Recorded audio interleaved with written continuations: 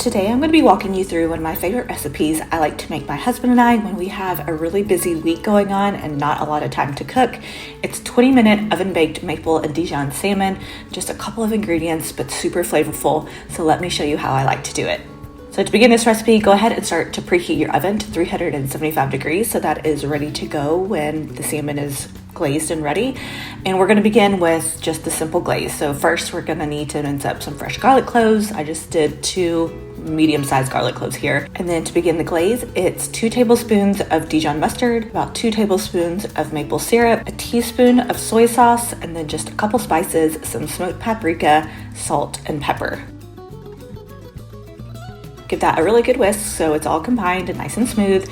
And then don't be like me and almost forget the garlic. Go ahead and add that garlic in and then give it another good whisk to combine everything. Next, we're gonna prep the baking pan. So I like to bake this on just a regular baking sheet and line it with some foil. And then we're gonna give it a good drizzle of olive oil on the bottom so that the salmon doesn't stick while it's baking. And then we're gonna place the salmon just right on top. I've gone ahead and cut this salmon into individual portions already, but you can do the whole salmon, you can cut it up like this. It really doesn't matter, whatever you prefer and is easiest, but this just works for us and makes some good leftovers for the next day. So place those right on top of the olive oil.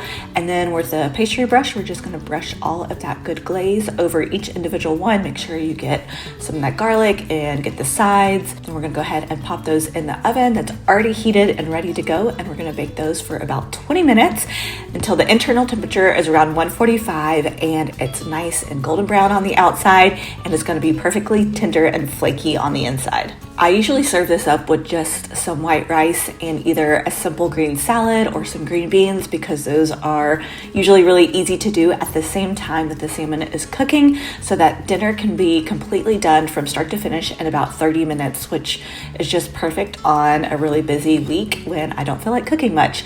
I like to garnish this with a little bit of sliced green onions, some sesame seeds, and then a squeeze of some fresh lemon juice.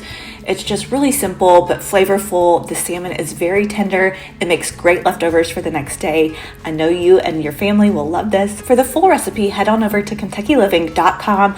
All the ingredients and everything that you need to know can be found there. Thanks so much for joining me in my kitchen today, and until next time, I will talk to you all very soon.